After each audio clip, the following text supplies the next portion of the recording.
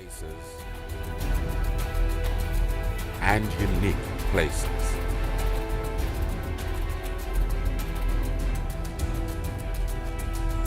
Move from the jungle into the deep blue. Come and tell your story. Wow. Good morning. That's not the energy. Good morning. Yeah, if I was on radio, I'll say, good morning and win today. Man, you can understand. So I'll just, you understand? Oh, Konaba understand. Good morning. That's beautiful. Yeah. We are winning today. Beautiful. Please, can you give yourself a huge round of applause for this consistency you've done and the improvement of time? Yes. That's amazing. It's amazing.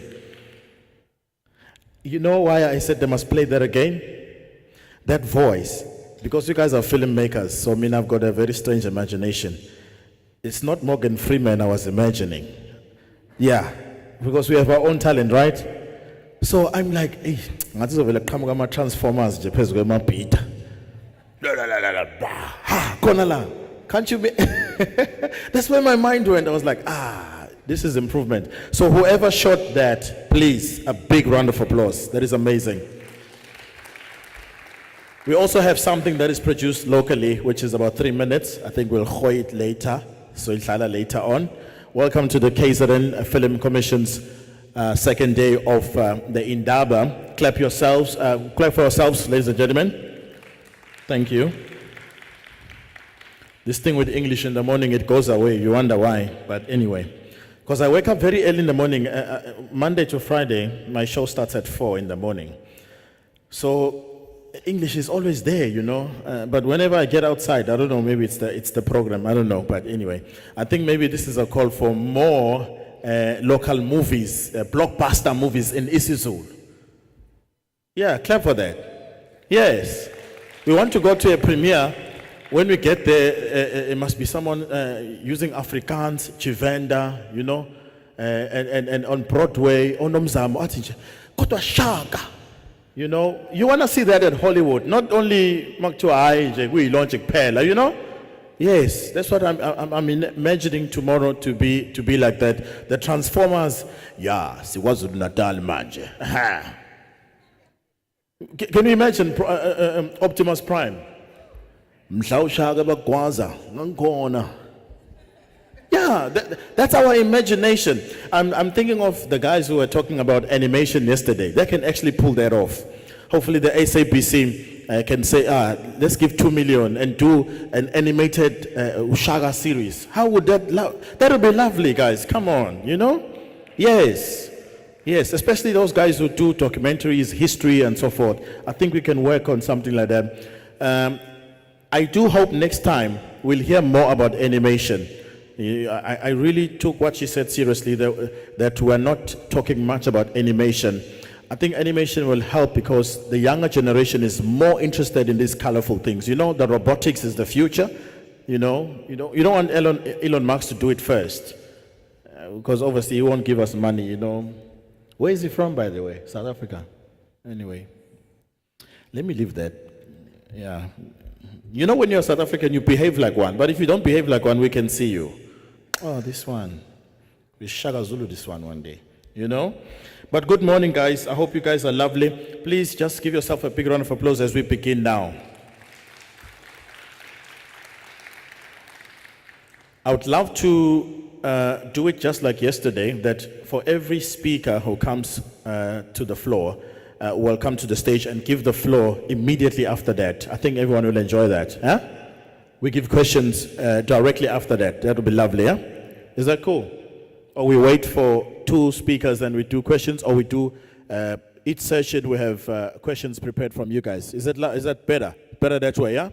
Before us. Let's give a huge warm welcome to the KZN Provincial Film Sector Strategy. He's going to present that for us. It's the HOD for EDTEA, DDG, Mr. N. Nkontwana. Please welcome him. Thank you. And just give us more volume there so that, because I know my speakers are not like me. I'm used to screaming on radio. Thank you. A huge round of applause, ladies and gentlemen. Ndiyakuthanda ntombazana mna ndiyakuthanda manyanyan andazi ndenze. Well, thank you very much, Program Director. Unfortunately, I'm not as fluent as yourself, as a person who's experienced in the industry, so I will do my best just to share the views of the shareholder, as it were, in this province. Once again, greetings to Program Director. Let me also extend my greetings to a member of the Provincial Council, Honorable Cele, in her absentia. We did speak yesterday. She has a commitment in Parliament, but she will be with you tomorrow. The chairperson of the board, Ume Malange, and other board members that are present here this morning, the esteemed CEOs of the public entities of ATR and other CEOs present, the dignitaries present, members of the industry, senior public servant present here, ladies and gentlemen, all protocol observed. I must say it is my inaugural address here within the film industry, and it gives me a pleasure to be afforded this opportunity to address this Indaba. On behalf of ATR, being the Department of Economic Development, Tourism and Environmental Affairs, and as a shareholder representative, I wish to share a few ideas about the need to accelerate transformation in the creative industries generally and in the film in particular. It is common cause that film plays a critical role in our lives, as it is through this medium that we are able to tell our own stories. However, the role of film does not start and end in informing, educating, and entertaining people. It is also an economic activity that contributes to the well-being of people by creating jobs and also creating more businesses, because that's what we need. We are the second biggest economy in the country, and we want to surpass, it is still a goal, to surpass Gauteng, which contribute 34% to the national GDP. We are sitting at 16%, and our goal is to ensure that at least by 2030, those that will still be here, and I hope that they will marshal those ideas to ensure that at least we reach 20. It's not going to be easy, but we are of the view that this industry will play a key major role in ensuring that we achieve that objective. It is through film that economic value chain is developed, where people can derive economic and other benefits by plugging onto the film food chain, be it on the script, acting, production, marketing, and distribution sides, among other opportunities. In various countries, film has become one of the economic drivers where an entire industry is created. I'll just name the few of which I think you do know, especially in Nigeria, they do have Nollywood. In India is Bollywood. We always talk about it when there are vacancies in the public service, but this is a real industry. Of course, we do have Hollywood in the United States of America. We are lagging behind. We do not have a caption for our own. In all these countries where film as an industry is being recognized and opportunities flowing out of it are seized, wealth has been created with people also building successful and booming businesses or accessing employment opportunities all around. All these contribute to the growth of the economy while still playing the role of entertaining, educating, and informing. I do know that the national public broadcaster is very good when it comes to entertaining and informing and educating. At least I did spend 3 years as an executive there, but it's one of those areas that is not always spoken about, that our people need to be taught, but at the same time be able to understand what is happening around them and tell their stories. And that's the reason at times that you find that people on their own, they venture into crime and other things because they are not being educated. And I think it's high time that we begin to zoom in and engage with the people and revive the social contract that we had or initiated in 2004 as this government, working with all the stakeholders and ensuring that everyone is informed and they understand what filming is all about, what this sector is all about, not just only to watch and be being passive participants. We still view film as just a recreational activity and fail to harness its potential as an economic driver.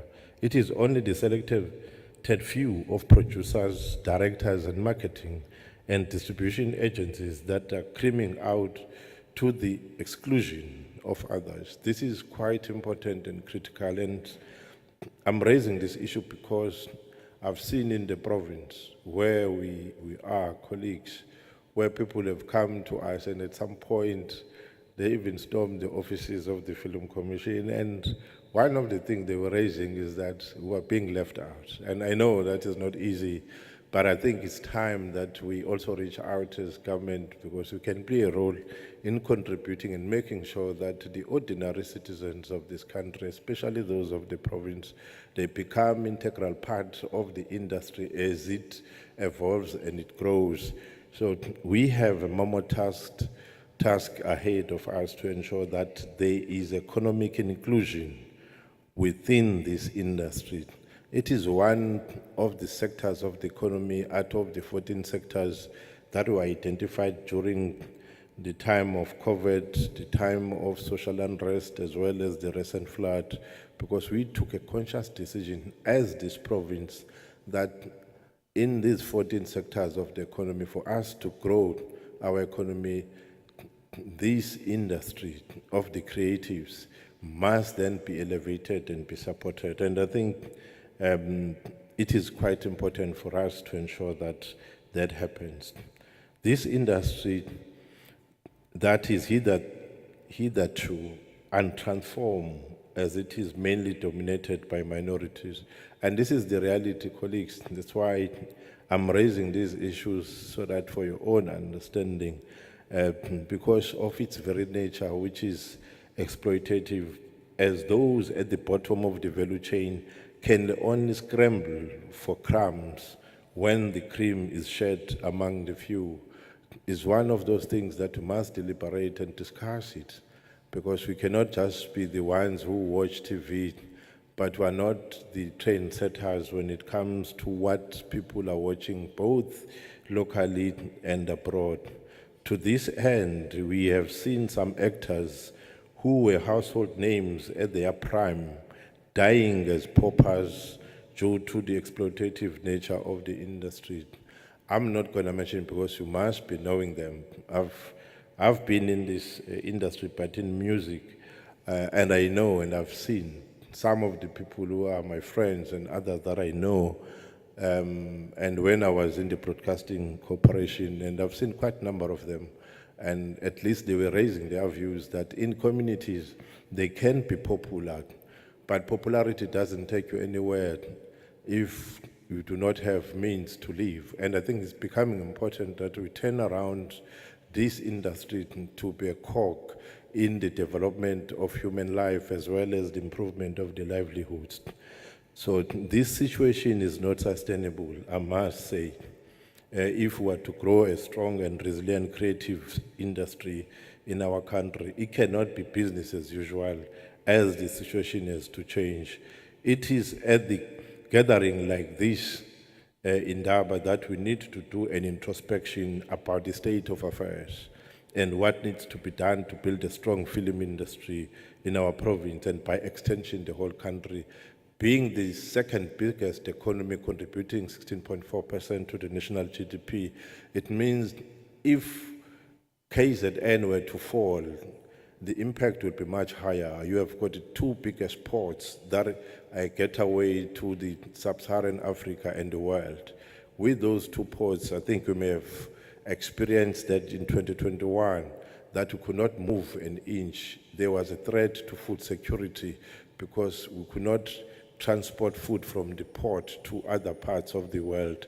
So we are very critical. And so we are playing a critical role in the growth, not of the economy in the province, but of the country. So transformation of this industry is non-negotiable and long overdue. This Indaba will therefore have failed if it'll degenerate into another talk shop instead of dealing decisively with impediments to progress on the transformation side particularly. During the next 2 days, we need to have a serious and a robust conversation about where we are as the industry, what stands in the way of faster transformation moving forward, and what are the kind of practical actions we need to take to transform the industry. It is long overdue that the industry has to reflect the demographics of our province and the country. The Kilimanjaro syndrome, where the film value chain is lily white at the top and pitch black at the bottom, has to end if we are to build a viable industry that contributes to the growth of minds gathered here today have wherewithal to craft strategies and plans to truly transform the film industry and become a trailblazer to the transformation process. As we interact during these few days, the aim should be how best to build the industry that is inclusive of all South Africans and is able to compete with peers across the globe.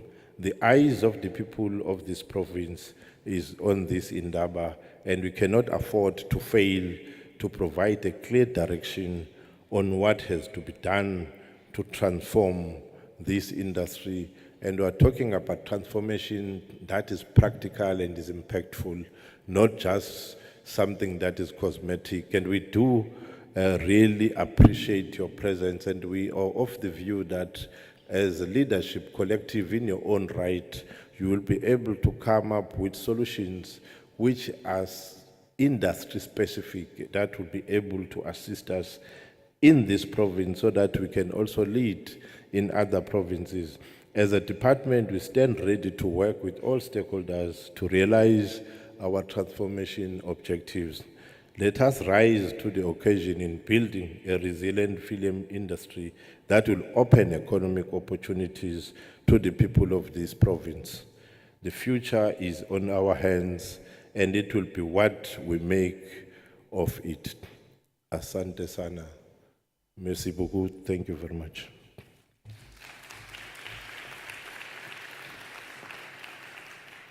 Thank you, sir. I would love us to have a Q&A.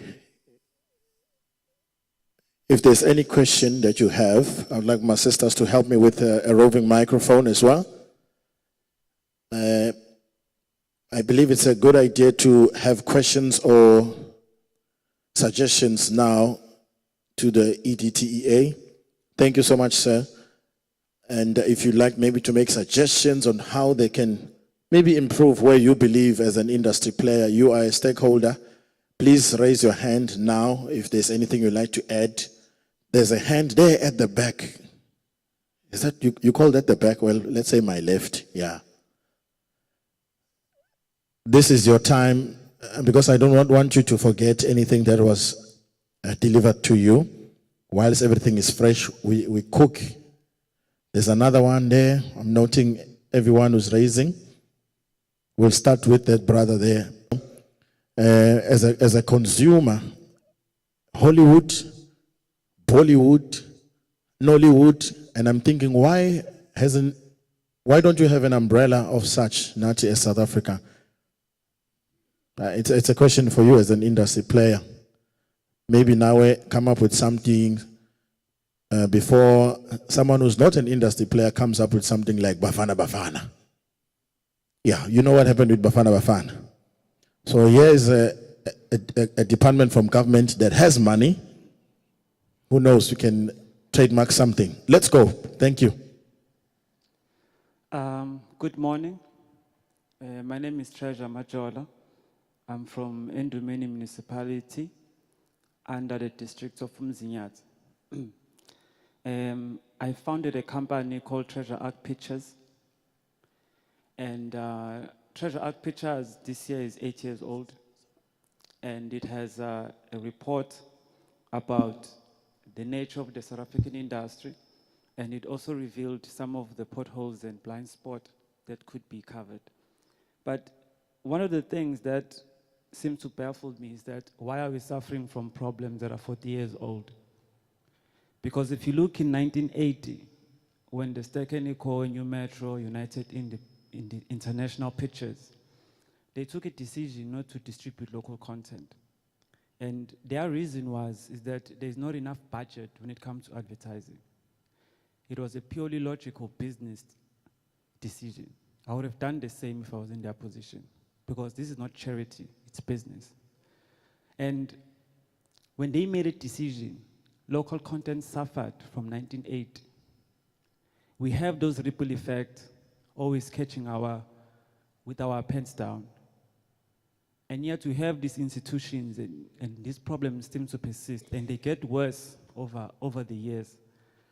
If you look the recent report from NAVF in 2021, although we came from 2020, COVID, the industry was 925 million rand. It from somewhere like 1.2 billion to 1.4 billion. But it was not a major decrease. So 155 films were released in the South African market in 2021. 14 out of those were local.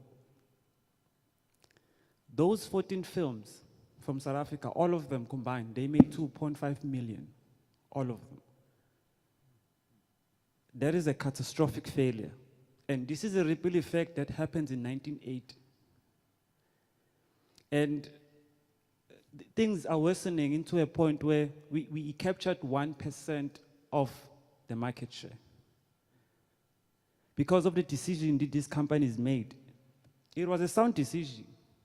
So the problem here is this, is that we're seeing these problems, but we are not attending them. Because we as the filmmakers, it sounds like we don't have no power. They build an infrastructure for themselves. If you follow history, it will tell you, in 1957, Sanlam acquired a company, an Afrikaner company, and they changed its name to STEFilm, 1957. 1969, Sanlam again acquired shares in a company called Keniko Group. In 1970, they formed Stekeniko. In 1980, they take a decision. The Afrikaner movies, they are the highest selling in South Africa because they have an infrastructure. We don't have an infrastructure. And if you look at who controls the industry is the one who holds the distribution. And one of the scariest reports I've heard about what happened in America with Amapiano is that they are controlled by the Americans now overseas. Because we don't seem to understand the idea of building. For me, I am not going to go to Stekeniko and beg them. It's their house. They make the rules. So one of the things that I've achieved in my company was that this year we are testing a distribution strategy innovation, which was called by NAVF. And this is where I'm going to rest. But the question there is that why are we suffering from problems that are 40 years old? I was just consensualizing the history. The first thing that they recommended is that government must intervene. Because when you look at the funding, and you're saying you want Hollywood quality with the South African budget, it's a dream. And I'm not looking there. And number two, they said that filmmakers must have more admission So that, because they found out that screening is more directly proportional to revenue, which means more screening, more money. But the cinemas are dying. And then other people are talking about building a cinemas and cars, and I'm like. But the third one, which is the one where I answered the call in 2022, is that filmmakers themselves must come up with innovative strategic distribution. That is when I answered the call. And this year, we started to experiment on that. That hopefully next year when I get here, I'll be able to share what I've found. Because one of the things that we seem to forget as filmmakers is that as much as we have the Film Commission, we have the NFVF, DTI is coming in, we have Department of Arts and Culture and all of them, that if you have a company, you are an institution unto yourself. So we have work to do. So that is why I can't understand why are we suffering from problems that are 40 years old. So that is really my question to us as the floor, to say that why are we dependent on, we are the creator, then create. If you look at Stan Lee, when they did the comics, now Spider-Man is billion worth. If you look at the big five in Hollywood, there were 5 producers who came together and fought the Edison company when you want to monopolize the film industry. They've built. So South Africa is one of the oldest industries in the world. It started 6 weeks before the Americans started theirs in New York. But look where we are, and look where Hollywood is. Thank you. It's a call for, it's a call for you as an industry player. As you heard, that it's a call that he's really concerned about 40-year-old problems that you are still facing. And maybe for me on my side, as also as someone in the middle to get you guys talking would be, why after 20 years of your government, in a way, because you are saying that some of the resolutions raised were government must get involved. If you remember in KZN, because we are talking KZNFilm Film Commission, there was once an establishment of the KZN Music House. Do you guys remember that? What has stopped you as KZN Film to have your KZN Film House production, which is a production, an entire production where anyone can come in and do your Tyler Perry kind of production?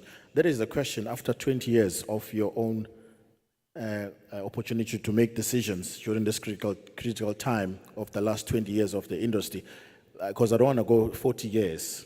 I'm just asking, because I don't want to ask the commission why they haven't established something like that now. I'm asking you, as an industry partaker, as a stakeholder, to say, why hasn't directors or so maybe been able to do that?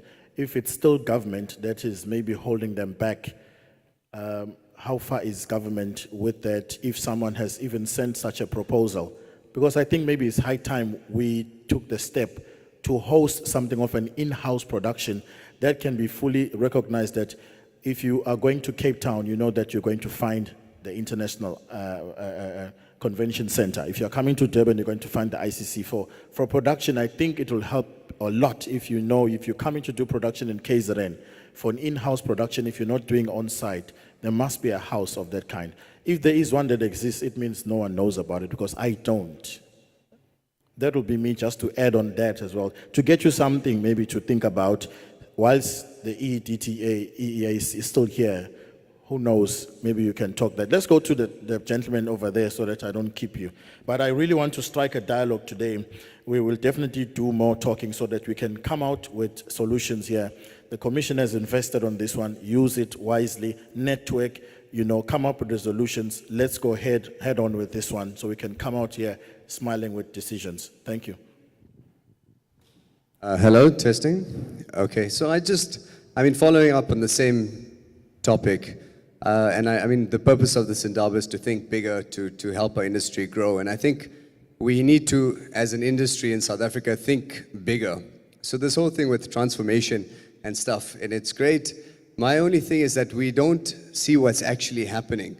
Like, we are fighting amongst each other as a film industry, but our lunch is being stolen by the Turks, by the Chinese, by the South Koreans. I'm not saying we should work with them, and they're great film industries, but they're selling stuff. I went to Cannes in October, and the way they are selling their content, they sell.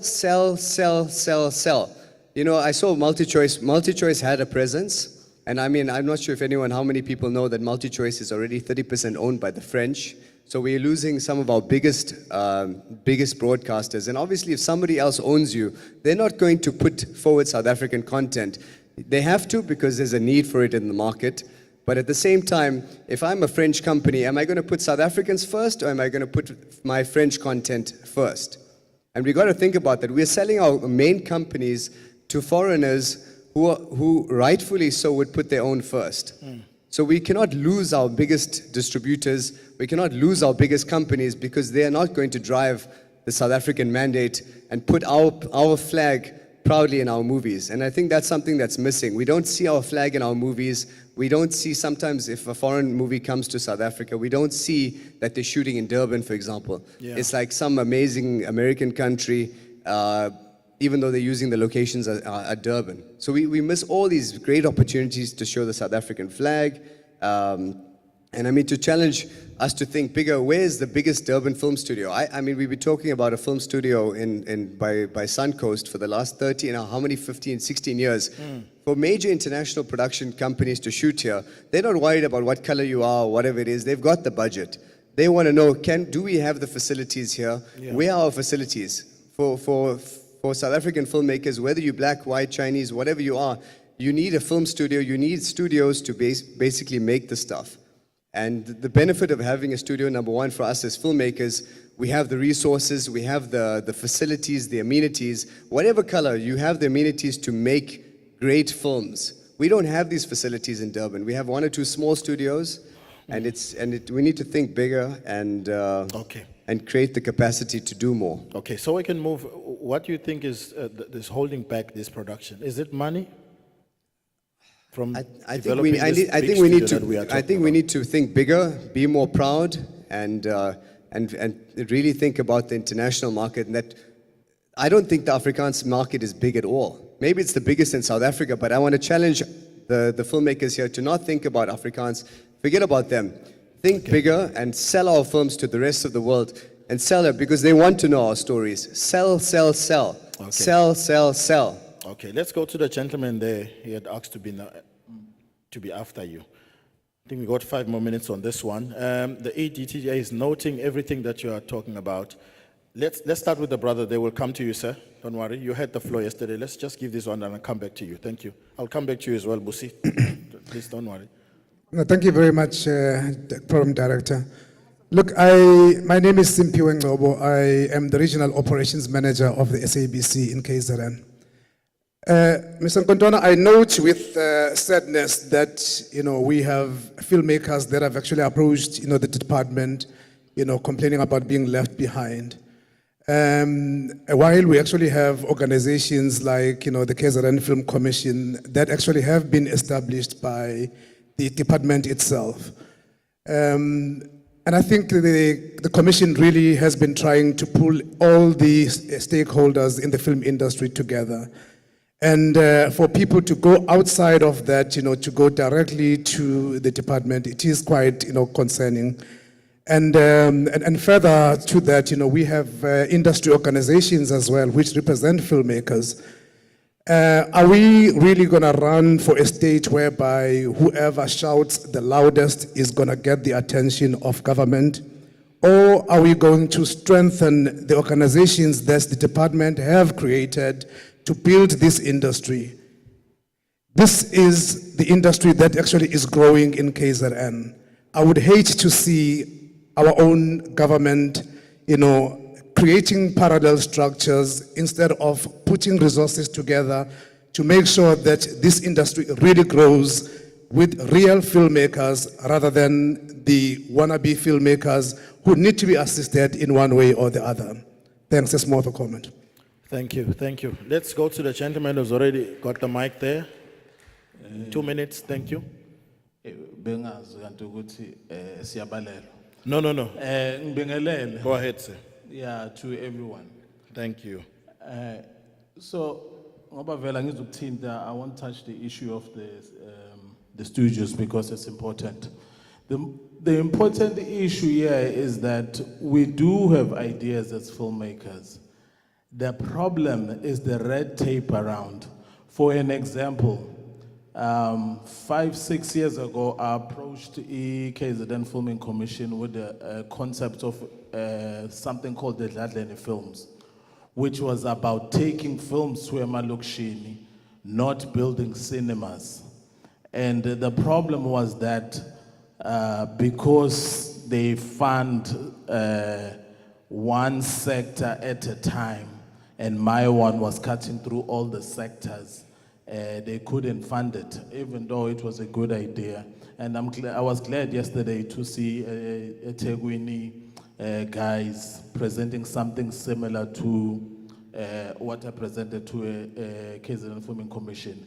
I think a problem here is it possible when they present funds, kube ne category ezoba open-ended for such ideas.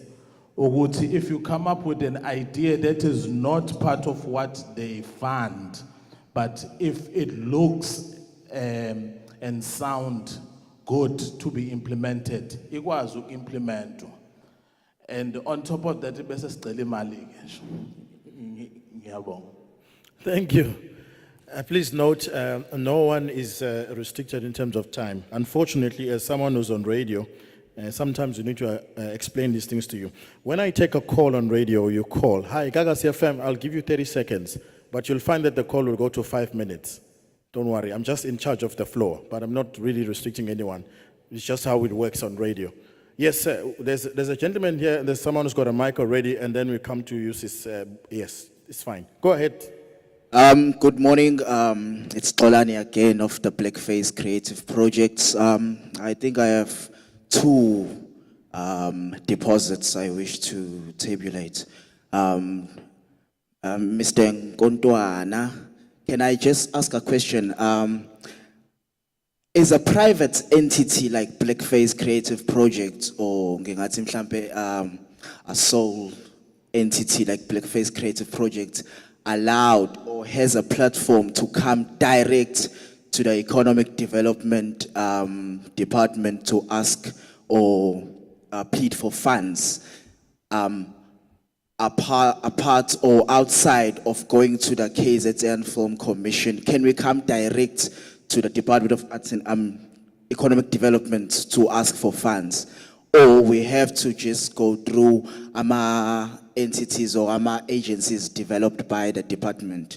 Number two, umfowethu uVuma lapha phambili has mentioned or asked a question ukuthi khona Bollywood or Nollywood and Hollywood, why doesn't South Africa have ilokuzana South Africahood? Nami as a Blackface, I think a year or two ago ngangayifaka a proposal in the Department of Arts and Culture similar to into kanje. But now there's too much red tape. We end up having our proposals deposited there, but as it's only if you feedback, we would say, sorry, you declined because of this and that. So really, what do we do? What do we have to do? We do have ideas, big ideas, great ideas, but thank you very much. Okay. Maybe let's also have one mic now ready so that we can get some responses, and then one mic will go to the back. Seemingly it's busy there. We'll take 4 more. You'll be the last one for now. Is that fine, my sister? The last one for now, and then after the speaker, we'll also continue, okay? Thank you. We are here to talk. Thank you. Good morning. It's Bongile Nene. Thank you for the opportunity. Been dying for this. At least you are still alive. Yes, at least I still exist. Thank you. The idea of a studio is a wonderful dream, and I think it's a dream that could potentially increase opportunities and the economy in KZN. But I think as filmmakers and agents of film, we need to be realistic and realize that we're not really ready. We're not there yet. I would propose that we're not there yet. The reason that I say we're not there yet, one, I don't believe that we are looking for the kind of industry that the Cape Town community, for instance, have, which is a service industry, which is servicing international films.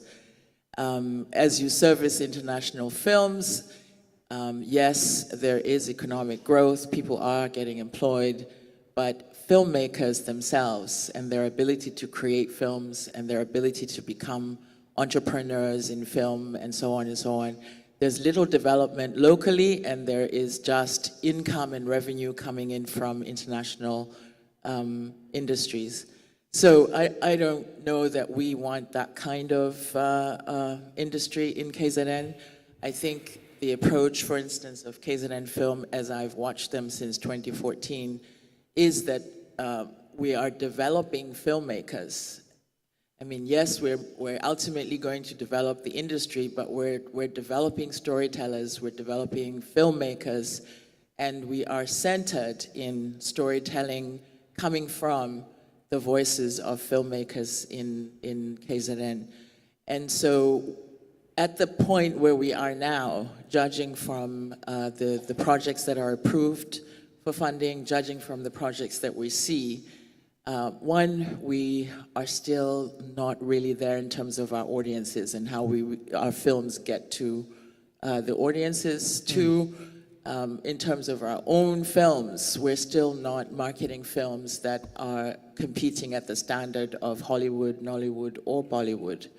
And as long as we don't have a strong industry ourselves, we are not going to be able to capacitate ourselves to deal with international markets. Because when international people come with money, they basically dictate what happens. And if we don't know what a DOP is versus what is a film studio versus what is, a screenwriter, we still don't know anything really, many of us, about filmmaking itself.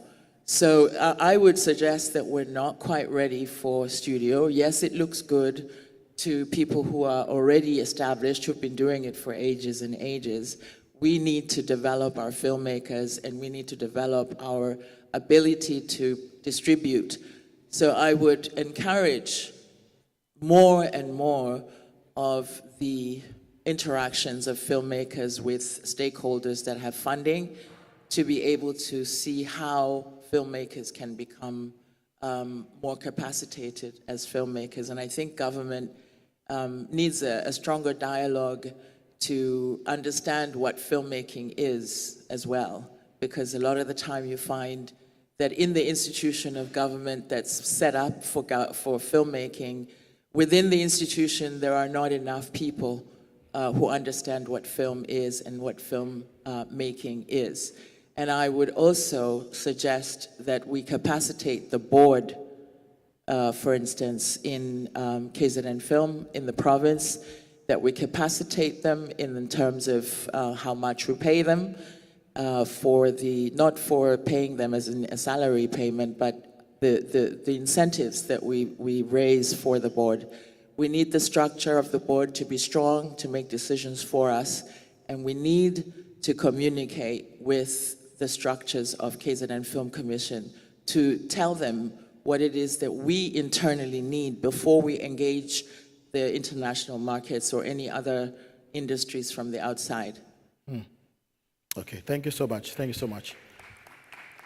Let's move it to the back. I think we had 2 microphones, isn't it? Yeah, please go ahead. Good morning. My name is Gogo.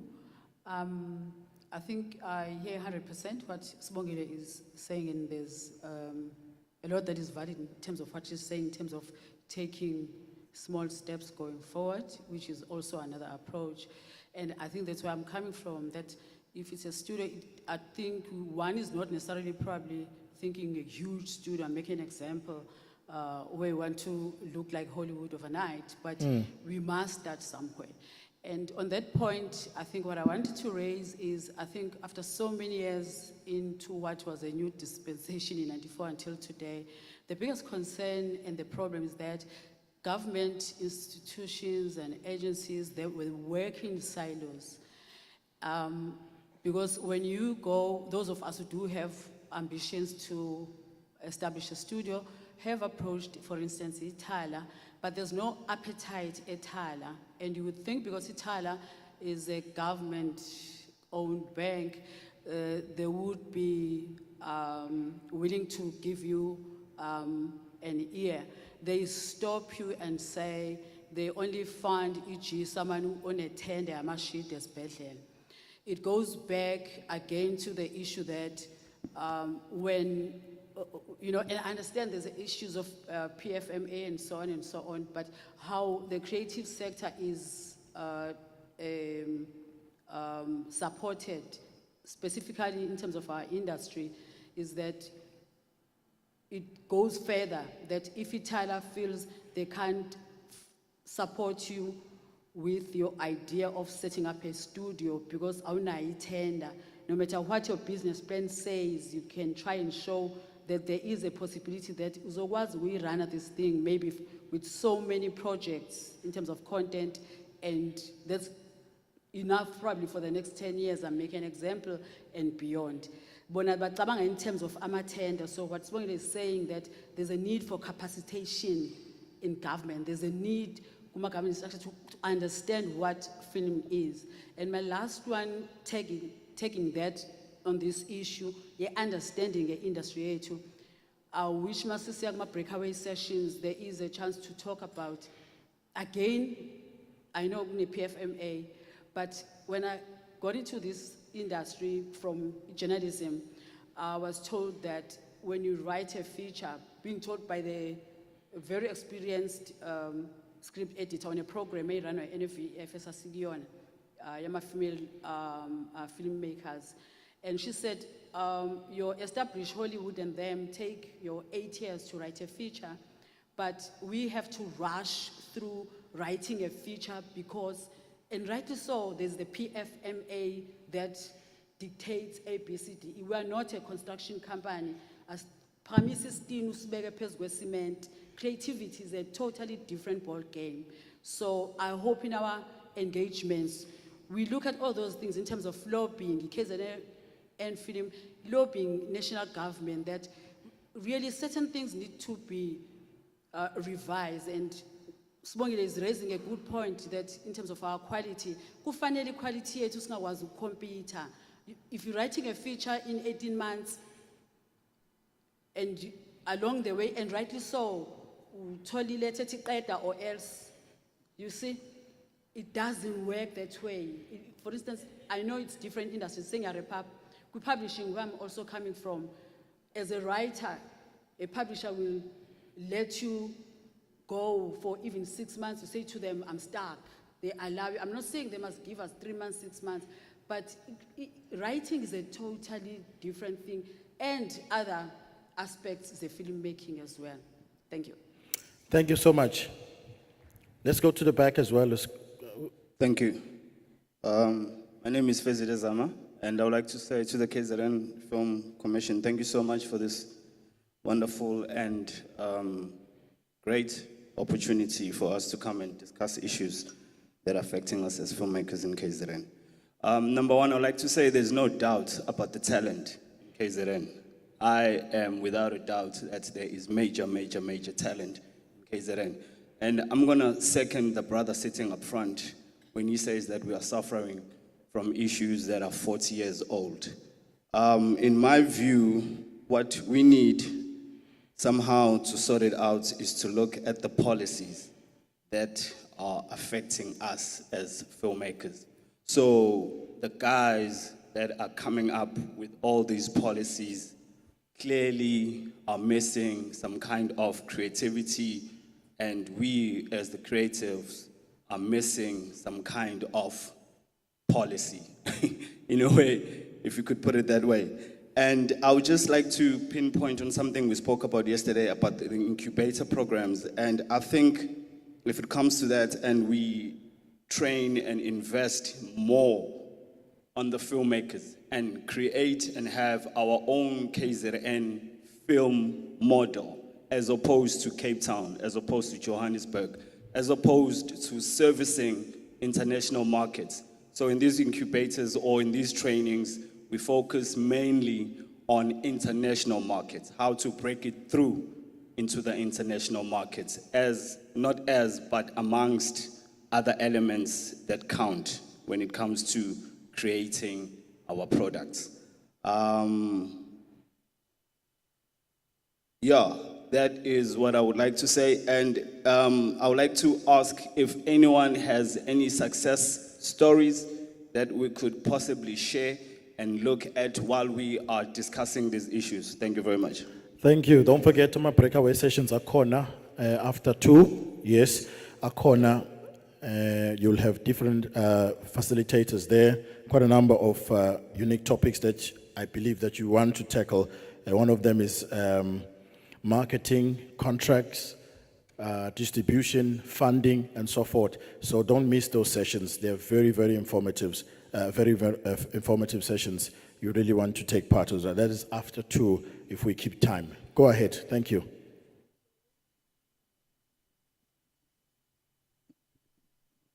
Good morning. My name is Nobula Ligama.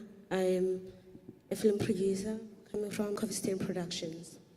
My question or suggestion is to KZN Film Commission itself, because as emerging filmmakers, we apply for funding, and when we are approved, it is a hassle to actually get that money from KZNFilm. So I would like to suggest or ask KZNFilm that they work with emerging filmmakers to explain exactly what is it they want immediately, and not come 2 years later and say, give me reports that you submitted to the NAVF. When I was submitting to the KZN, they never asked the NAVF submission if you are being funded by them, but you end up holding the money and saying, we're not giving it to you because you didn't spend 50% in KZN. That time you shot and did everything in KZN. But you were funded by 2 houses, NAVF and KZN. So that really, it discourages us as filmmakers, because you would submit everything with the money that you got from KZN to KZN, and they approve.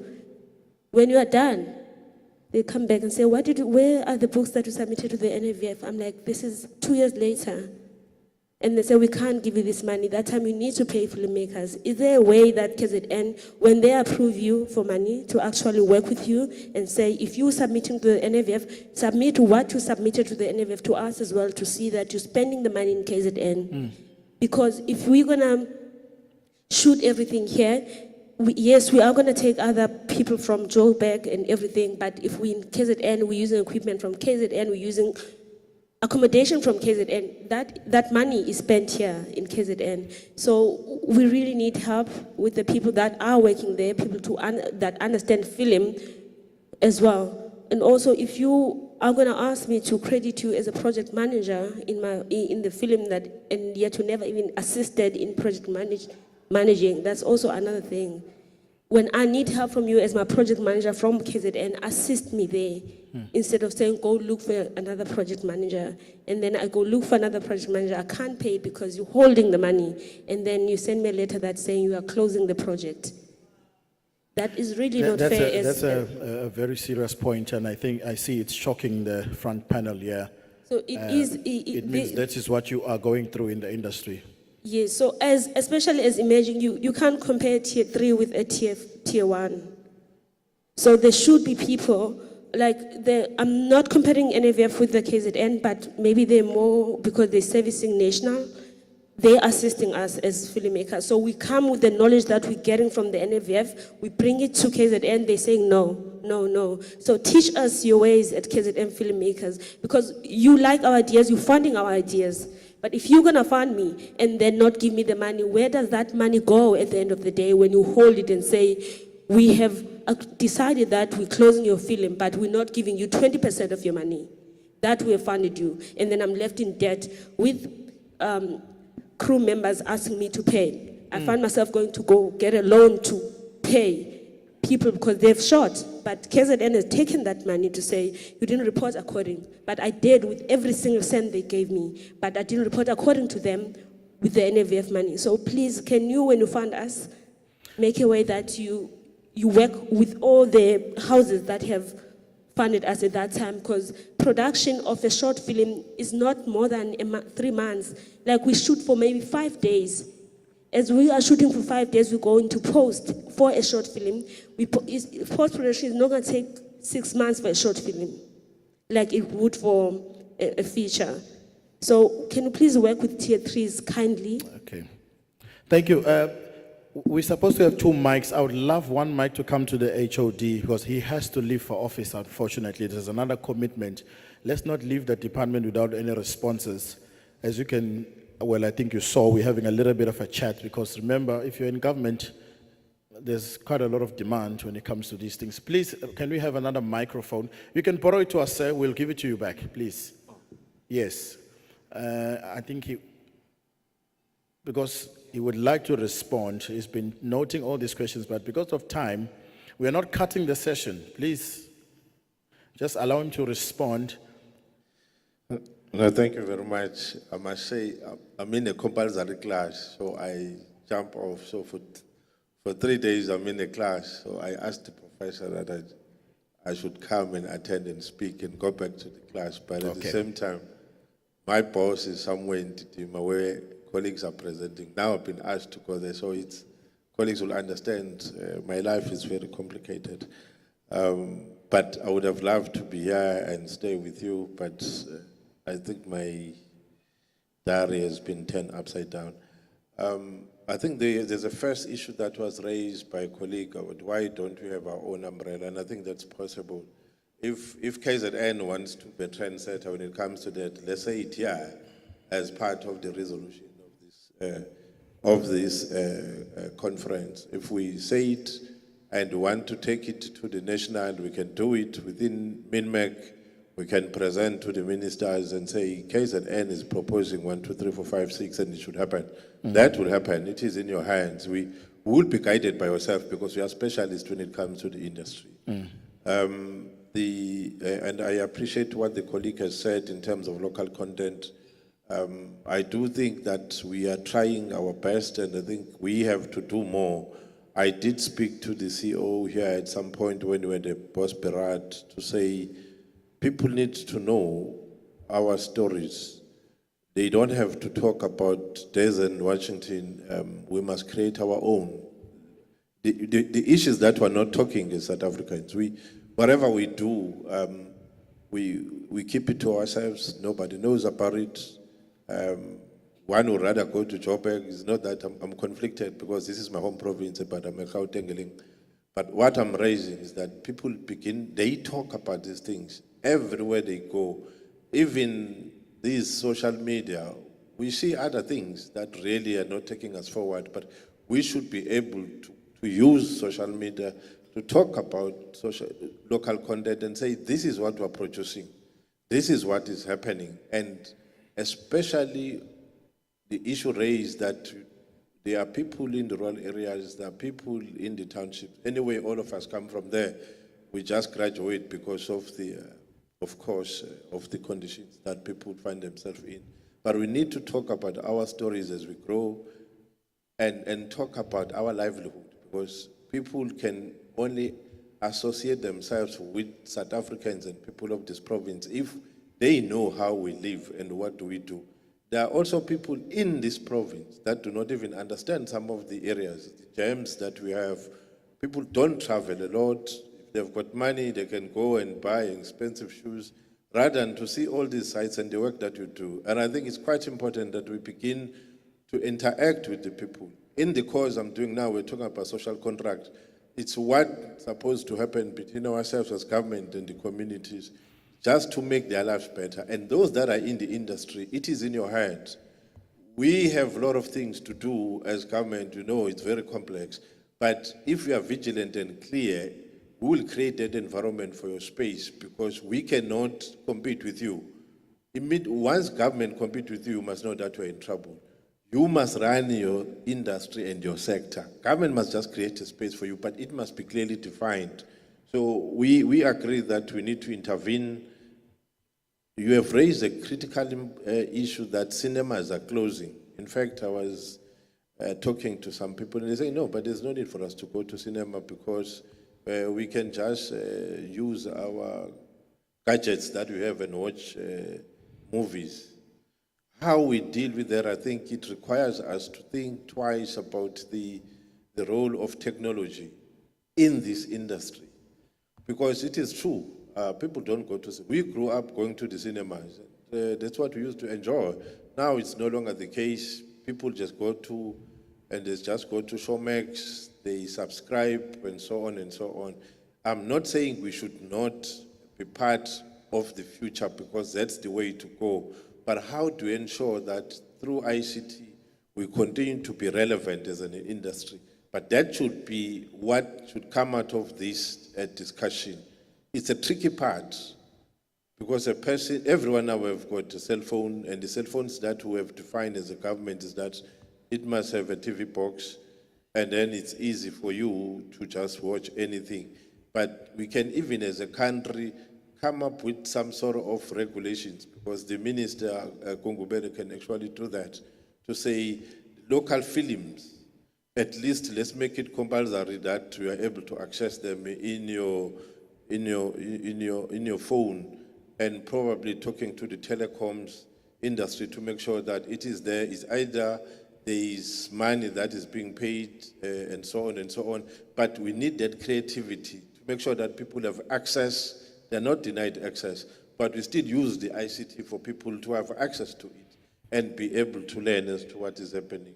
The issue of music house, I'm sure the CEO will discuss with Upupuma. I do know that story because when I arrived in the province 2 years ago, there was this issue of this music house, and then, but I know that it ended up moving to arts and culture, because I told the colleagues to say, if it has moved to arts and culture, because it is their core mandate. My task is to develop creatives within the sector development of the economy, but the mandate of arts and culture and heritage is the responsibility of arts and culture. So I always try not to confuse the mandate, because we avoid mandate creep. We then agreed with arts and culture to deal with this issue of music house, but I think there was an issue around it. I'm sure the colleagues can talk to the acting HOD to give a report as to what happened. I remember that there was an issue that needed to be resolved. I may not have the latest details now here. Growing big, I agree. Selling of our local content to some companies, and how companies get bought by foreign companies. And I think that can be regulated through DTIC minister, because he deals with issues of designations of product and commodities. So if this is what you want us to do, I think Film Commission can put up a submission for us as a department to send it to the national DG. At least one of the deputy ministers come from the province and talk about this industry, how we regulate it, so that if such things continue, because it's true, you will have a company that will be purchased by the foreign company, maybe they will have 50%, which means they will be selling what belongs to them, not ours. If this is a matter that needs to be regulated, unfortunately, it's national government that can do that. But we request you to engage with the Film Commission so that we can make that submission for consideration by the deputy minister, by the minister. The issue of SAPC, my former colleague, no, maybe I was misunderstood. These colleagues, they stormed the offices of the Film Commission. We came in because we have a unit that deals with business forum, because we were now to mediate, because they were saying, look, there are studios that are around, I think that one was in Gamashu, and they said those people must leave, they want to come in. And we said, no, but look, let's engage, because in government we will never allow anarchy, and I will never allow that to happen.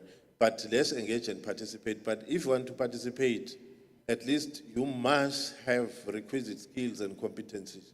This country will only grow if there are no chances. You must be ready to do your bit. The day we begin to give everyone anything because a person wants it but is not ready to run it, this country will be something else tomorrow. Only the few will survive, only those that can go to other countries. But the majority of us are South Africans. We have to take a decision, a conscious decision. what is it that we want to create here? And I agree that those that are schooled, those that understand, the specialists in the industry, let them come forward and partner with the Film Commission and ourselves and define the way forward. We will support you. But what we can't allow is when people come and hijack and chase people, because those guys came with guns, and it was something that I was just less than a year when that happened. And I said, look, I'll never allow this thing to happen unless really we are somewhere in the other world. But we will work with those that are recognized. The issue of red tape, it's a problem, we do know, it's an issue. There is a framework we're doing with municipalities on that, but even at a national government, we're also dealing with that issue. But within the sector, let the red tapes be identified. Which are those things that are an impediment to the growth of the industry? Tabulate it and not fear as you participate, so that when we meet again next year, because I think this should also happen on next year on an annual basis, we should be able to respond as government to say, how did we address these issues? If those issues fall outside of the province, we will then have to reach out to those that have power so that we can address them. The private sector, whether they can come to us or can come to the Film Commission for funding, of course we cannot straitjacket you, but what we always do, because the Film Commission is an entity of the department. They are specialists when it comes to filming. You go to them, they can raise the issue with us. If you come to us, we'll have to take it to them because they're part of us. Imagine, I hope you are getting it there. Sister at the back, you asked that question there. I see she's having a discussion there, so I'm not sure if she's getting that answered. It's very important for her. Just please tap our sister there. Yes, because I think this answer is to you, so it'd be lovely to just give him a second, because you asked about emerging filmmakers and so forth, anyone who's emerging in the industry, if they can come directly to the department. I think this is your answer. That's why I'd like you to give him attention. Please go, just give her that answer, sir, concerning the commission. No, thank you very much. They can come to us, but we'll have to refer them to we'll take it to the commission, because they are funded solely by us.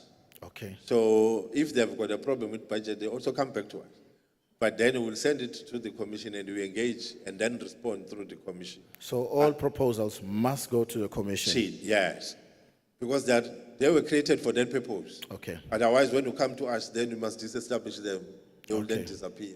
Okay. The issue, unless if colleagues apply to the funds that we have, like Operation Vula Fund, they want equipment, that one comes to us.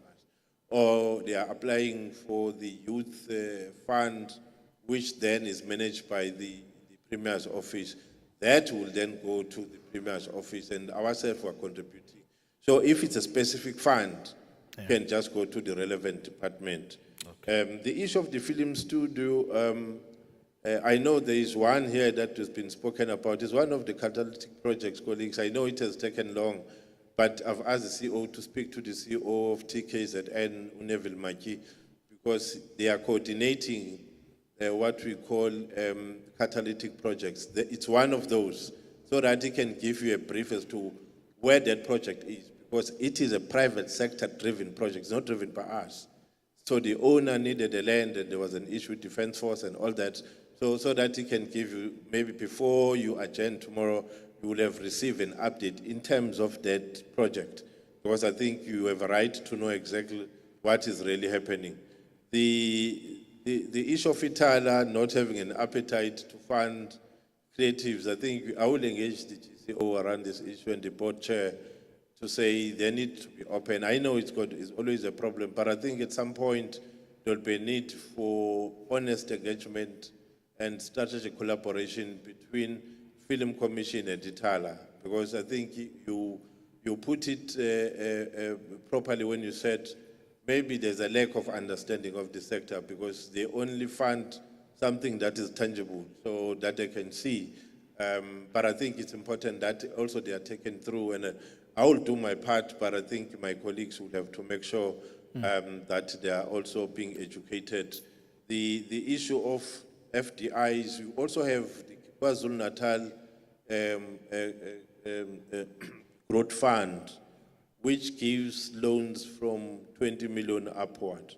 They deal with those strategic projects. And I think it's important that they are also being engaged, because these are our FDIs that we have, or DFIs that we have in the province that support any sector of the economy to grow.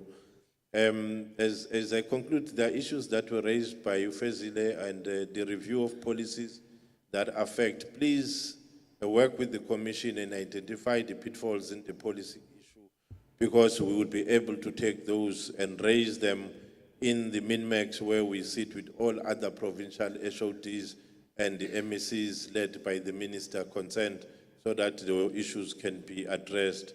And then the last point is that the major filmmakers, they apply for funding, and then they need to be taken through just to be educated and know what are the requirements. I hope that the acting CEO and the colleagues will be able to respond and do better, because I think at times as government we make assumptions. We are also guilty as charged as a department, because when we plan for ourselves. I might just tell you, because I'm a public servant and I've been in this job for years. We are very selfish. We do things for our own bonuses. We plan and say, no, this thing must happen this way, but we know that the outcome is going to favor me as a public servant. So it's one of those things that needs to be tackled, because we need to change the mindset of public servants to know that it's not about themselves. It is a privilege to serve, but it is about the people who are serving. And I think it's one of those issues, and you have a right to know what is it that this government is doing, because we use your monies to run the state. So I think they will make an improvement on that, to make sure that whatever comes out to you as part of the requirements for when they make call for proposals, at least you understand, even if they have to put it in a language that you understand. The Constitution does allow you to have access to that. So those are things that we'll have to improve on and make sure that we become inclusive in the manner we do things. Otherwise, your right will be infringed, and we're likely to have a problem. I think the rest, if there are any other questions, I will get them from my colleagues. Now I have to dash off. Okay.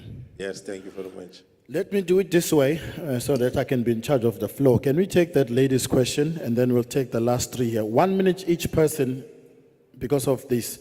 Because I would have loved to keep him, unfortunately I can, but we still have representatives here so we can attend. So, because we are already now going for 54, in fact not 54, we're going for almost 2 hours in this. All right? We started at 9, and then 9:15 I was already standing here. So let's go to this lady, just to change the flow, and we'll come back to you. Just hold the mic, the brother, okay? Thank you. You already have it, that's fine. Please go ahead. We do have representatives here from government. Thank you very much. Good morning, everybody. Let me stand up. My name is Lungelo, and I'm an executive producer from a company called Mindset Concept Production House. Thank you so much for this opportunity as the KZNFilm Commission to gather us and regroup us as the filmmakers in KZN. There's a lot that needs to be spoken about, but I think my colleagues here have touched on a lot, infrastructure and so forth. But I want to touch on something that my brother at the back touched on. I think I forgot his name. Selling content. I think you sell content that is sellable. And I think right now we need to accept the fact that there is a lot of distributors, but we can't just go with our ideas. I would like the KZNFilm Commission to consider in opening a category that caters for branded content. My company is very much into branded content. All the content that I have executed through Mindset Concept comes from brands, comes from government sectors in terms of advocacy. But we do, as Mindset Concept, struggle in getting funding from government. Let's just say if Tiger Brands is giving us some funds, because there has to be a specific well-known distributor. So the whole journey has changed. Number one, it's not all about SABC anymore. It's not all about multi-choice anymore. We've got our social media as where the eyeballs are at. And the advertisers want to play within those spaces. So people like us, so companies like us, can KZNFilm Commission really assist in terms of helping branded content companies that produce shows for distributors such as obviously you're well known, you would say SABC and so forth, because we really do have a challenge in coming to KZN and requesting. We're executing a big show right now, branded, but we did fail to not influence, but kind of get a positive response when we requested for funding from KZNFilm Commission. So you have engaged the commission before? Yes, before we have. Today? Yes, we have. Okay. And we've got multiple brands coming on board. How was the communication between you and the commission? It's actually good. It's good. Yeah. It's good. There's no problem in it. And I think that's why I'm requesting for them to suggest, because other projects that they have funded, it's just an idea. Okay. But this time around, unfortunately, the world has changed. I mean, I can't go to SABC. No one can go to SABC and ask for a full commission. You know, you have to come up with a backup with your own kind of funding model. And I think we really request, I'm pleading with KZNFilm Commission, the council, to help us with this. Thank you. I'm glad the communication is done properly. As much as they're my clients, I need to be neutral as well. So no one paid you to say that the communication between the commission and you is good. No one paid you, as much as they're my client. I just want to get that out of the way. Thank you so much for your honesty. Go ahead, ma'am. Hi, Isabel Rourke from Animation SA. I just wanted to share something that we're doing in Gauteng that hopefully we'll be able to replicate in KZN. Is an incubator that we're running for first-time African animated TV series. And this came from lengthy research that we had done internationally about the ways in which to develop creative industries, and incubators and internships, supporting them is one of the key areas. But I think the biggest intervention was in changing the value chain, where the value chain that is online misleads a lot of young people in thinking that it's marketing, distribution, licensing and merchandising all comes at the end of the value chain, where what we've done is shifted that and brought all of the end of the value chain into development. This of course increases your development time, increases your development budget, but what it does is it mitigates your risk, and it allows you to put together a proper business model, a business case that can show investors that this is a viable business and investable, and also ensures that you're dealing with your distribution up front, because too many people leave it too late. They leave marketing too late. Marketing needs to start when you're in development, and hence the NFEF and the funding bodies who allow you to apply for funding after production, that is 1980s, not in this day and age. We have to start marketing, because marketing is about building audience. And just relying on your broadcasters or your platforms to do the marketing for you is taking the power away from yourself in terms of building your own audience and ensuring your brand builds. So that was a huge game changer in just doing that one shift. And sometimes people think innovation is these complex things, but innovation can be small little tweaks and changes that you make that have massive impact. So I just wanted to share that just in terms of, you know, perhaps for the live action industry, it's something that can be looked at, because I've not heard of incubators for live action. The other big shift was that, you know, there's a lot of focus on putting on money in production. And, you know, for us in animation, production is just a factory. The real money is development. That's where the real IP, the real value is. And so if we build that development and pre-production phase properly, you're guaranteed the quality, the return on investment, etc. You don't want to go into production unless you have a very robust business plan in place. And that becomes your risk mitigator of going into production knowing that you have all the things in place. It does take longer, but it is a lot more, it's safe to go that route. So yeah, I just wanted to share that with everyone today. Thank you so much. Thank you. Brother, thank you for your patience, sir. Thank you. Sanbona, ikamangu wandile wakamalimela. There was, I think, mentioned about competing with the Gauteng economy. As a freelance DOP, I'd like to mention that there's this thing of many of us who develop and come from KZN, we get to a point where we feel like the industry doesn't sustain us, and therefore we go to where we are more demanded, and that's when we start contributing to the Gauteng economy. So I think government needs to invest a lot in making sure that we create an environment that is sustainable for those who contribute to it.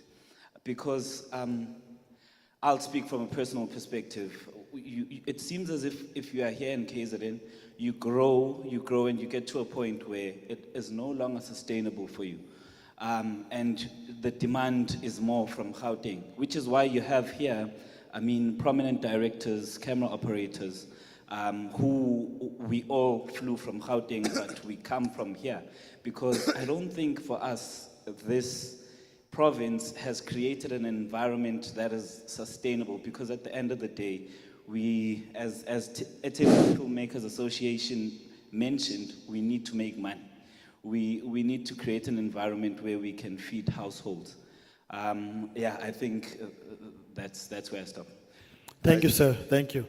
Okay, the mic is already there. Let's go there, and please quickly hand over to this lady. Go 1, 2, 3 as well, but take your time. Go ahead. I just want to pick up from brother over there, and I think that's a fantastic point, and also addressing the lady in the front.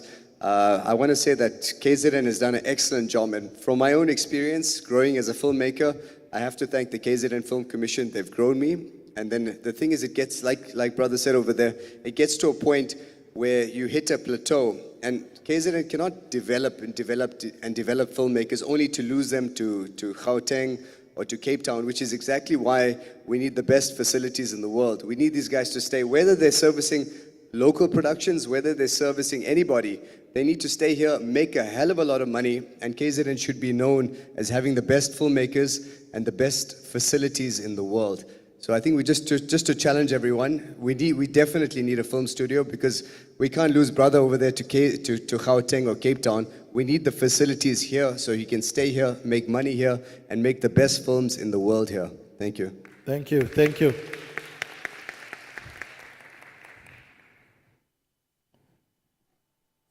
Morning, everybody. Please bring the mic here. Sorry about that, my brother. Please bring the mic here.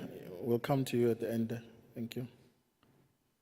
I'm trying to follow the sequence of the hands so that no one is offended by the job I'm doing here. Thank you. Go ahead now, speak. It's okay. Morning, everybody. My name is Manga Dlamini from Fruit Check Production. My question is, what is it that we have today that doesn't come from the Mother Earth? But look how we treat Mother Earth today. But without a land, there will be no setting. And without a setting, there will be no plot. Without a plot, there will be no story. As a human being, we're making progress by solving problems. We created an environmental awareness animation 5 years ago. We developed the story. It was first episode of our series. It's 11 minutes. We developed 11 minutes for 5 years. For 5 years, only 11 pages. So as a producers, we're having a catastrophe. You can't develop a small amount of duration for 5 years. So I'm very, very sad, and I'm recovering from the pain, and I also had an anxiety in that regard. My projects, it seems as if no one is worried about the talent that we built in that regard of animation. Because brother, maybe ngikuthole kahle i-project oyishuthile ukholelwa ukuthi akekho onendaba na akekho inakile mhlambe uyisubmithile by rejector or what is kwenzakalana? So I develop with KZNFilm Commission. Uyenze ne commission Yes. through their support. Yes. Okay. So Yes. after 5 years, I developed. I apply for a production. Okay. But abantu abanginikeza go ahead ukuthi ngiye production. Ibona futhi aba rejecta a project usinga produce. Okay. After they supported you in the initial stages of going into production, you did production over 5 years. Yeah, no development. I did development. You did development of the project over a 5-year period. Yes. And then you sent it, was we angifuna ukuthi ngitranslate so that was we buyisela kubona futhi commission Yeah. after the 5 years. Yeah.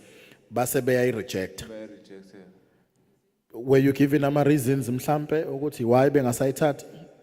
Ama reasons abawasho bathi story asikho realistic, even ngisho nama character is like a copy and paste. Story esas approviwe ukuthi. Yes, it's approved by one, and it's a developer for 5 years. Okay. Okay. I'm sure ngoba commission ikhona, they are noting everything and ngiyakholwa ukuthi uzokwazi ukuxoxa nabo even afterwards. Secretary khona CEO khona ama officials akekho ngekho la. Ngoba bengifuna ukuthi sikhulume ngesiZulu khona uzozwakala kahle ukuthi ubone ngathi I commission I neglect umsebenzi wakho and awuchazelekanga kahle. Okay, this is the place for you to raise such a thing. Thank you so much. Let's go here, then we'll go to that gentleman there at the back. Okay, let's do these two because we are close to each other. Please, yes, Kumete. Kumete, I'm sure we noted Uputi Lapa. So, thank you. Go ahead. Ngiyabonga MC Igama Fundi wakazwane. I'm a show running executive producer from the South Coast in Ogo, and I'm also an actress by profession, and I run a company called the Pezulu Pambili Collective. So maybe two things that were really sort of pressing in me. I wanted to find out from Etia. It's a pity ukuthi ubaba usishiyile. No, I'm officials now. I'm officials akhona ngiyabonga. My colleagues, yeah. Recently I had the opportunity to go to the Berlin International Film Festival through strategic partnership with the KZNFilm Commission, Brand South Africa and National Arts and Culture. Clap for the commission. Yes, They seem to keep popping up. Please, clap for the commission. Thank you. They made that process flawless. We were received well in Germany, and we were able to fly the flag of our province really high through the support of the commission. So I really commend them. They came in really well as a strategic partner, and the whole project fitted really well. Thank you. So I figured I get Germany, and obviously we were shooting. Part of the reason we were there is because we were shooting. One of the reasons also we were there is to celebrate a film that was banned in South Africa. This was an apartheid film that was banned many, many years ago. So I wanted to find out from Etia, is there infrastructure to address properties that were made back then by filmmakers that were banned by the apartheid government, because that is a policy issue, it's a governance issue. Is there room now to bring them back into our country and have our audiences actually enjoy those properties? So it's a pertinent one, and it's one that I would really love an answer for from Etia. Do we have infrastructure to bring those properties back and actually have our audiences see them and enjoy them and see our stars perform? So that was the first thing. And the second thing is I wanted to really ask, and maybe open this up to the floor as well, is that SABC has shared quite a lot about the biometric data of shows that are working, like Uzalo, properties that are working in our province, and that's fantastic. I also wanted to ask that outside of the Uzalo model, are there any other models we are looking at that are working for our province? Because we've been singing the Uzalo song for a really, really long time now, but what other properties have been birthed from that? And can I now really, in this digital age, pitch a show like that?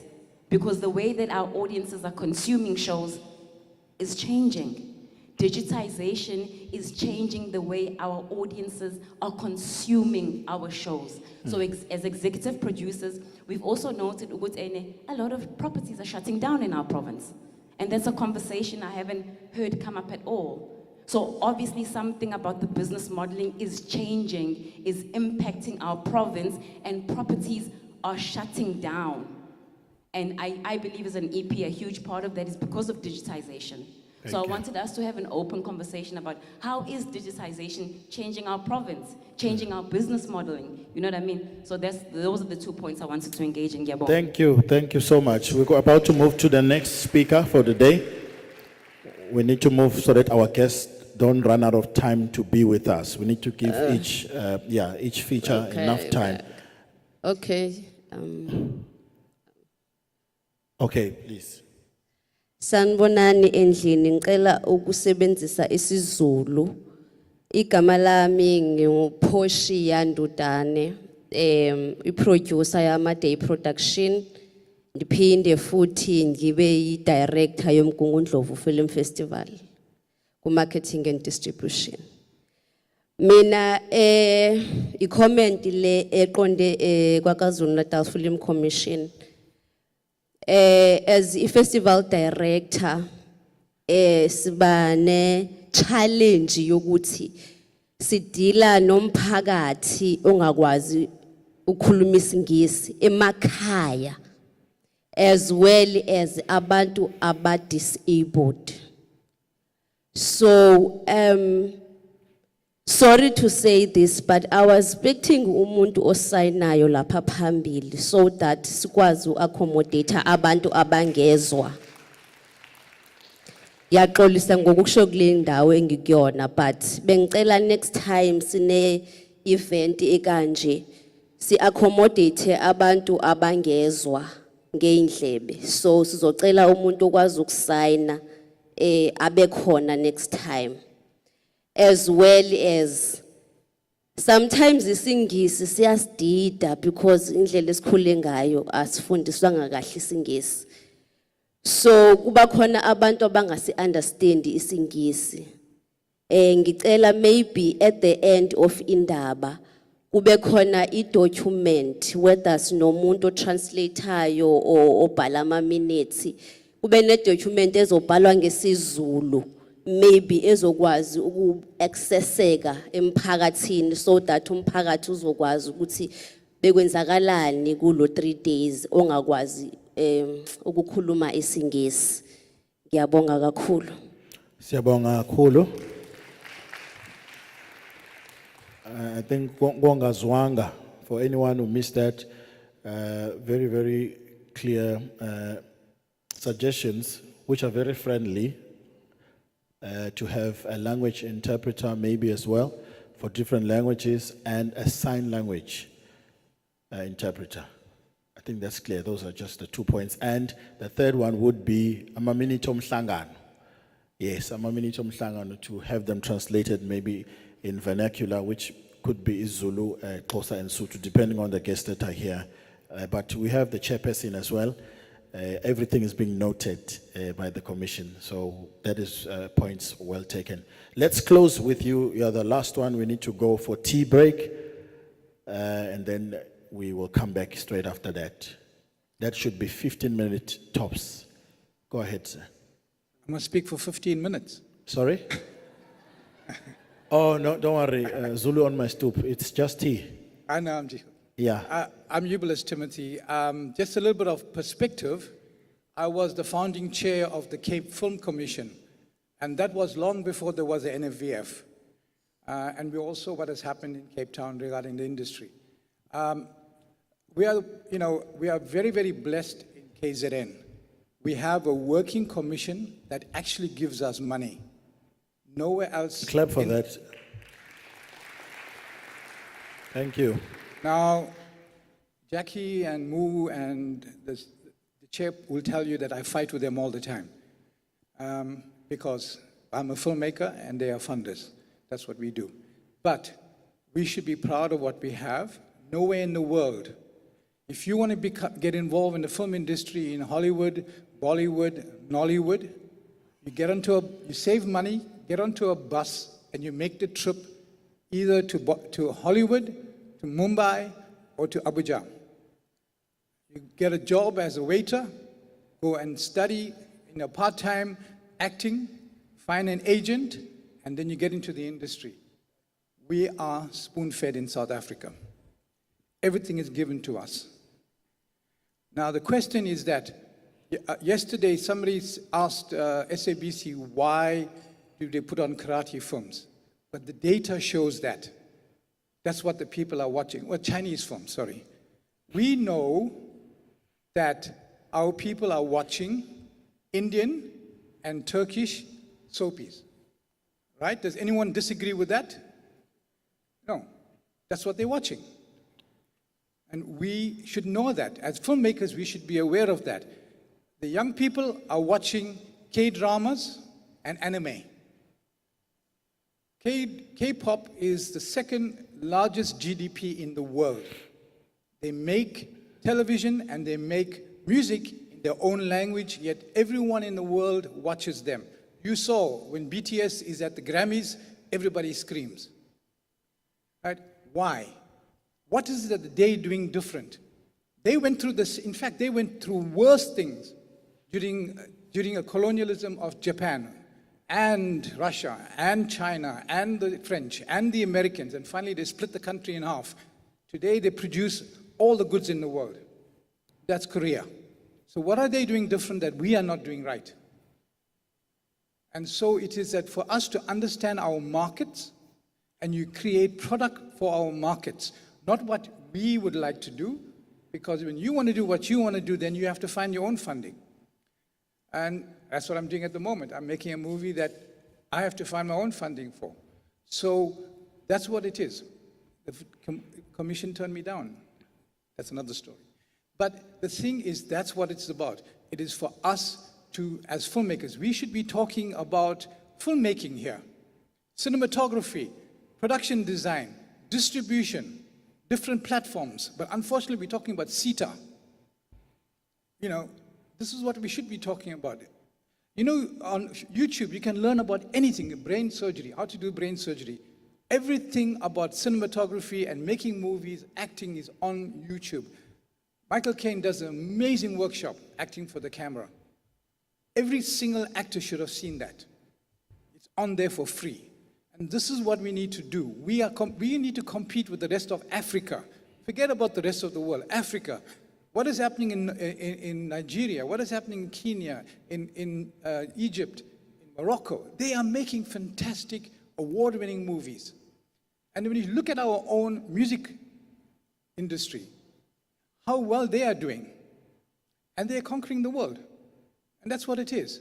It is about us making product that actually works and seeing what our people want, not what we think that we should be giving them. And that's the difference.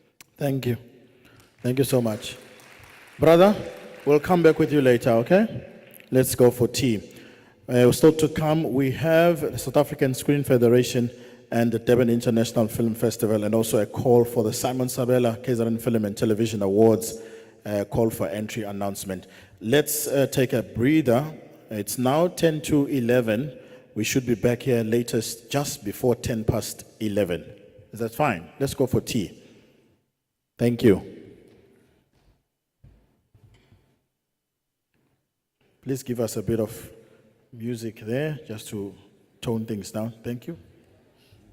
You haven't read that. No, yes, that we make it a working tea time. Okay. So that we can continue. Let them just grab tea and come back. Okay. Yeah. So let's do it this way. Let's make it a working tea KwaZulu-Natal time Film so Commission. that we can Our kingdom continue. is your stage. So you can grab whatever you are grabbing. The house is allowing us to come back with it.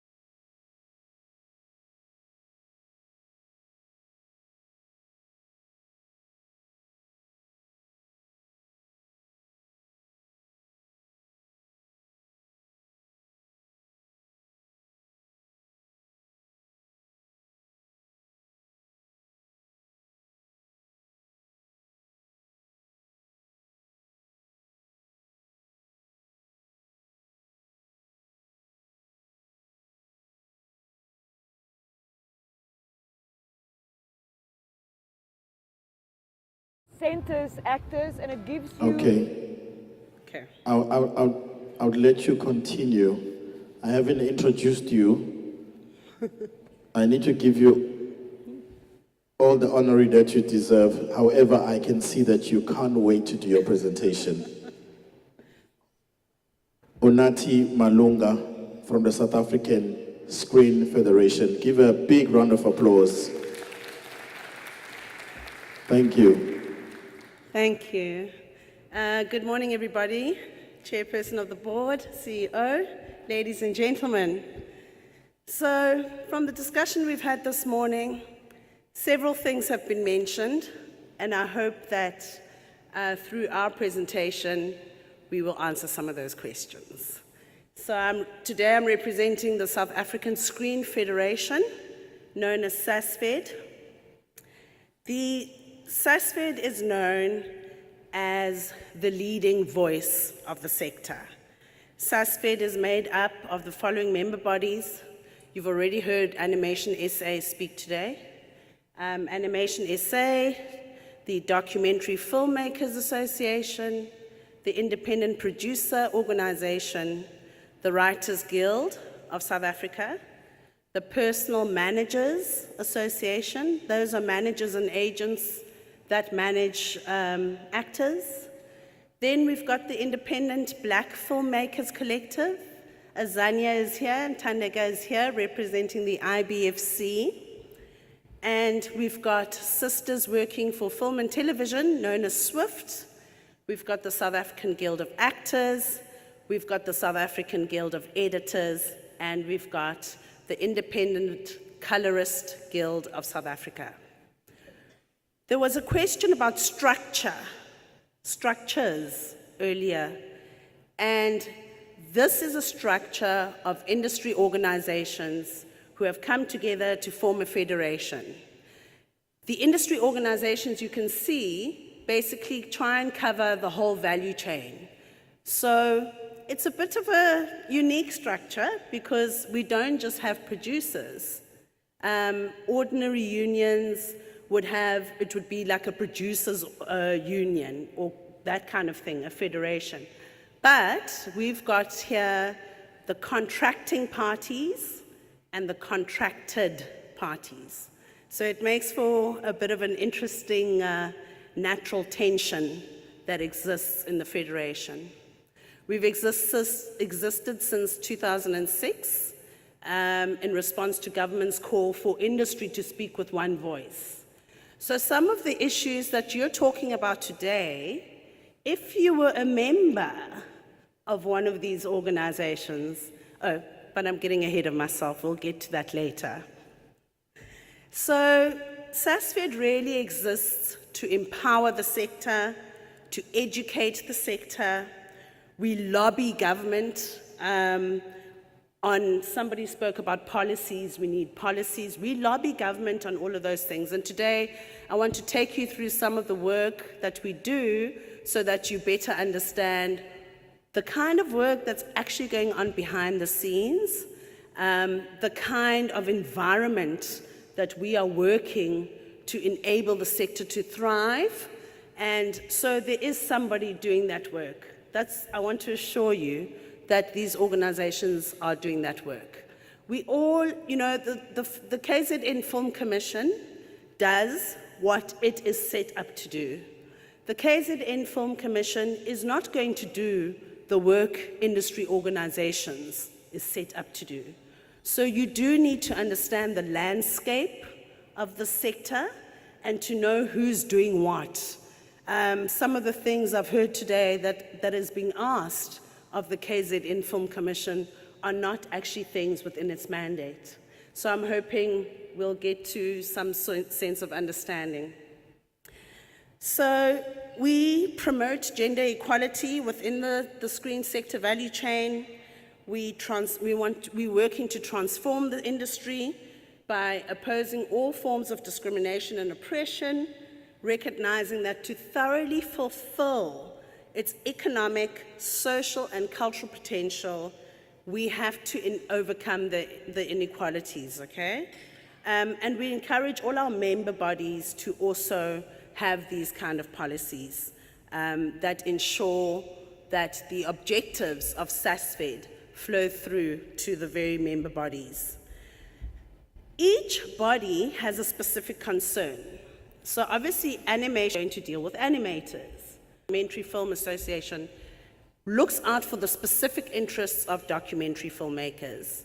The IBFC, but our sector is uniquely placed we can create jobs from highly skilled, work-class, standard of jobs, or the person who's just walking into the sector we can create jobs for that person. So it's quite particular to this particular industry. It's not every industry that you can do that. There's certain barriers of entry in other industries.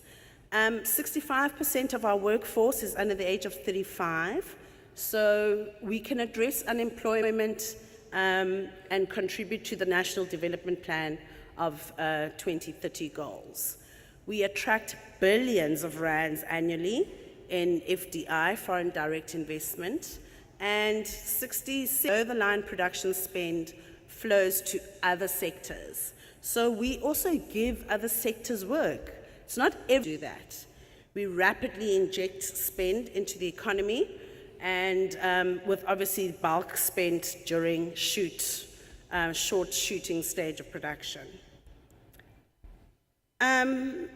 We spoke about selling content. So we earn foreign revenue through sales and licensing. Let's not forget licensing as another business model that we use. We contribute meaningfully to taxes, okay? And obviously local content, the world is coming around to really demanding our local content. This really makes the sector unique. It should place us in a unique position to contribute to economic growth and job development. Importantly, we also service the SABC's public broadcast mandate, all right? So often when people think of the sector, when people think of the creative industries, it's all about social cohesion, and we'd like our story told, but those are not the only strengths of the sector. We're a significant driver of tourism, and we promote brand South Africa. So these are all things that we should remember. Now, as industry organizations, I want to talk about some of the ongoing challenges, so that, as I said, we're all doing things in our own corners, but we do have our own unique challenges. And some of the complaints or comments that we've heard today, maybe you can understand why we are where we are. So SASFED contributes again to public policy development. We try and set sector regulations. We're very involved on the lobbying and advocacy front. And we also educate the sector to understand what's going on policy-wise. We create opportunities to better understand the issues affecting our sector. We create professional development and training opportunities. If you form a part of any SASFED member, you should know that there are always webinars on, there's always something going on to educate, to empower you, and to enable you to do your business, and while we try and change the environment in which you are operating. And we facilitate, the sharing of global sector best practice. So a lot of our member bodies have international affiliations. So we keep our pulse. Whilst we are crafting solutions that are local to us, we still keep our pulse on the international sector, because of course we don't operate in a vacuum. We've got the global sector also coming to film here. I think it's already been mentioned that one of the biggest or most significant challenges that we have is that government does not understand our sector, okay? People spoke of red tape. People spoke of You know, and people, I mean, I've been hearing that this morning. And our drive with government is to, don't bring us the solution. We want to help craft that solution. And within SASFED, when we do that, when we all sit as the value chain, we try and reach industry solutions that kind of suit everybody. And I think that's an important part. We're not afraid to have the fights because, of course, there's a natural tension. You've got producers who pay people for the work, and then you've got the rest of the value chain who is rendering the services. So we try and sort that, you know, those kind of natural tensions out within SASFED first before reaching a sector position that benefits the whole sector. So, of key concern to us, the survival of SMMEs, okay? Work comes through SMMEs. We've got to start building businesses, all right? We have to stop going from project to project and cap in hand, I've now finished this project, I need money for the next project. We have to start looking at building sustainable business. These are some of our stakeholders. We deal with the Department of Sports, Arts and Culture, obviously. We deal with the DTIC. We deal with the DTIC not only for the rebates and the incentives, but the gentleman earlier this morning mentioned selling. We also deal with the export, the export incentive, where you can go outside and sell your product. All right. We deal with the NFVF, obviously, as an agency of the Department of Arts and Culture. We've been dealing with the Department of Communications, and you'll see some of the work that I go through. We've dealt with them on the SABC Amendment Bill. We deal with them with the white paper. All right. We've done so much work in these last 3 years and trying to ensure that the environment is not only just conducive, but that we reach a place where filmmakers can thrive. We want the value chain to thrive. There are mandate issues between the NAC and the NFVF, and we've all heard talks of a merging happening there. So we're keeping our pulse on top of it. And then, of course, we've got national structures, we've got provincial structures, and you'll see some of our recommendations a bit later on. We want to start localizing work. If you are living in a rural area, we want you to have opportunities to work. You don't have to move to Gauteng to work. That is what we are working towards. So, of key concern to us is who is sitting at that table? Who are the voices at the table where decisions are being made? And we try and ensure that we are sitting at every table that we should be sitting at, to make sure that decisions are not made about the framework or the policies within which filmmakers operate, and yet filmmakers are not in the room. So we make sure that we are sitting at that table. Again, I've spoken about government's approach to dealing with industry. So organizational funding, of course, we need to be capacitated as organizations. How these organizations operate, they operate on a membership basis, but it's volunteers driving the organizations. Now, that makes for a lack of momentum sometimes. So, for example, with the Copyright Amendment Bill and the Performance Protection Amendment Bill, we lost a lot of momentum because you're relying on volunteers. People get tired. This is not their full-time job. People move on and do other things. And then there's a gap of like 3 years where we haven't engaged as a sector on something this important. And now we're at the point that because we didn't engage early on, our sector is quite divided on these bills. Whereas had there been momentum, had we managed to get a full-time staff, at SASFED, driving those and facilitating those discussions, then maybe we would be at a better point. SASFED was established in 2006, but it's important for you to know that I was the first executive officer and I only came on in 2020. Okay? That's the kind of, it hasn't had an executive officer in all that time. But what that means is that we lose momentum, we lose opportunities, we lose opportunities to comment on legislation that will have a long-term effect for the sector. We also lose time because then we have to go and train up other people to come and volunteer. And so, this is how the sector organizations are being run. So organizational funding is a very important part of us doing our work. We want to provide ongoing support. We want to prepare and share expert opinions and engage with these government departments. You may have seen some of our work during the COVID period where we set up a fund.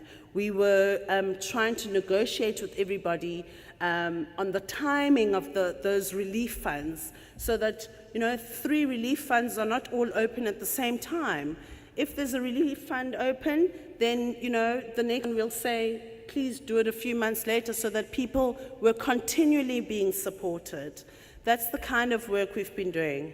And of course, we operate within an international framework. We've got the BRICS framework, we've got the NFVF, and it's is now setting up co-productions within the continent. There's the Africa Free Trade Agreement that we're negotiating with. There are not very many opportunities on the continent for producers to work together.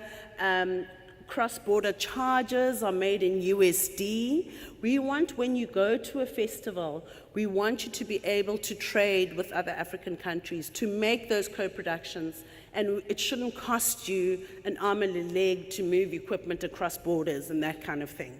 So it's all well and good to have the framework, but the framework has to work for your benefit as filmmakers. So we are having those conversations because, of course, again, we always get left out. People tend to not forget the sector when they are talking about trade. COVID exposed a lot of challenges. I'm not going to go through them in detail, but these are just some of the challenges we experienced during COVID. ICASA exempted broadcasters from flighting any local content. They said, you don't have to stick to the quota, okay? This was during a period where we had lockdown, people were sitting at home and doing nothing but watching content. And ICASA said, play whatever you like.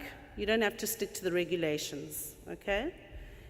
We had to find pandemic insurance.